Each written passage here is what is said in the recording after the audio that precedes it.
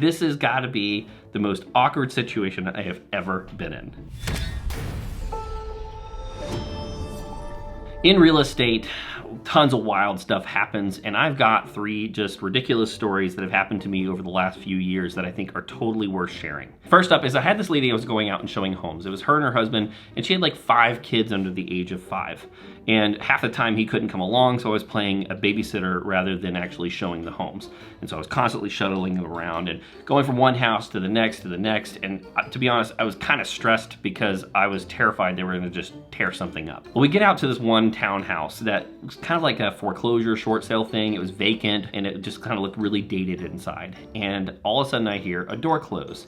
And usually I want to leave the door open because 5 little kids, I don't want like to lose one of them or something, to somebody get lost or somebody to get hurt. Especially in a foreclosure or short sale, you just not always in greatest condition. You don't want somebody to get hurt. But I hear this door close and I'm like, uh-oh, what happened? So I go flying around the corner and all of a sudden it comes creaking open and one of her little girls is in the middle of pulling up her pants and goes, I pooped.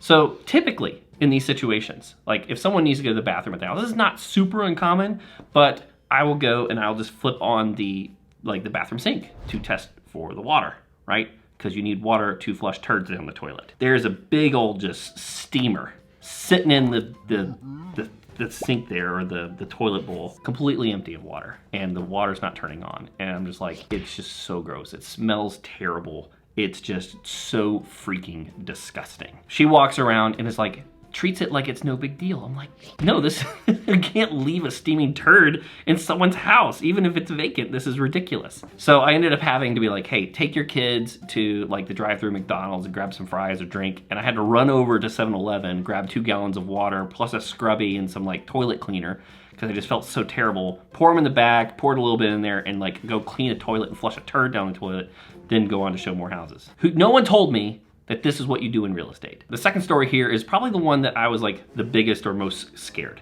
because I'm like, holy crap, this is the middle of like the #MeToo thing that was going on, and I was nervous as all hell. So I ended up at the house right on time. Client texted me, said, hey, we're running about 10 minutes late. Cool, no problem, right? The agent had said, you're good to go from this time to this time.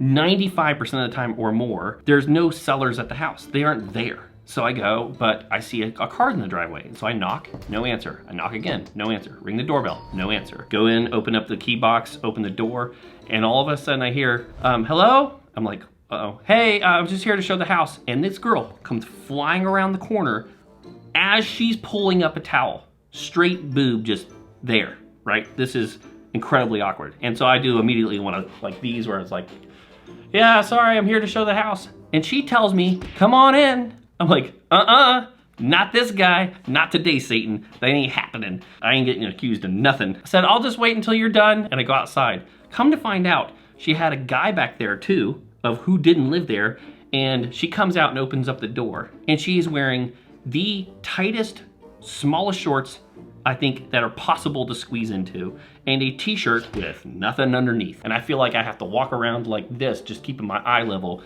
plenty up and above. Clients show up, and first thing it's the husband walks out, and then the wife walks up. And I kind of look at the husband, I'm like, I just kind of like tell him I do this, and he's looking at me like, what's going on? And then he looks at the girl on the front porch, and he's like, oh, okay, got it. And then the wife comes up and she just starts laughing like at the situation. And eventually she went off and we showed the house. But I was like, this has got to be the most awkward situation I have ever been in. Third one is just a wild story here, and potentially just a little bit of a sad one, a frustrating one. But I think it's funny enough to kind of share, / also it's just the reality of buying real estate sometimes. So we get this house, the client gets under contract, home inspection comes back fine, they get into the house and it closes.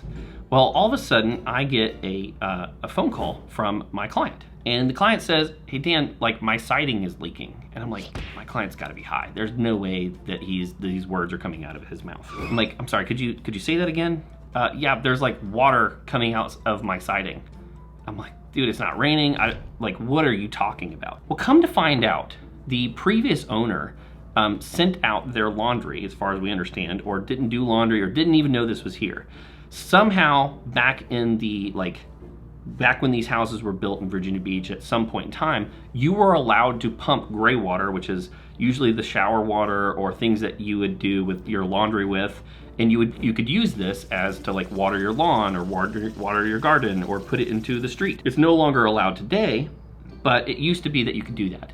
So for some reason, the previous owner or the previous owner had the siding redone, and whoever redid the siding had cut this thing off in the wall, re-put the siding up, and did it flat. So I call up my handyman. He goes over there, he cuts into the wall, or kind of looks at it, and he's like, dude, you're gonna have to talk to a plumber. Call up a plumber, and they're like, yeah, this shouldn't have been done. It's not done properly. Long story short, when it comes to like liability, the attorneys are like, hey, look, unless you can prove they knew about it, and you might be able to accomplish this, but if you lose basically the lawsuit, the cost of pursuing the lawsuit is going to be more expensive than actually just taking care of the issue.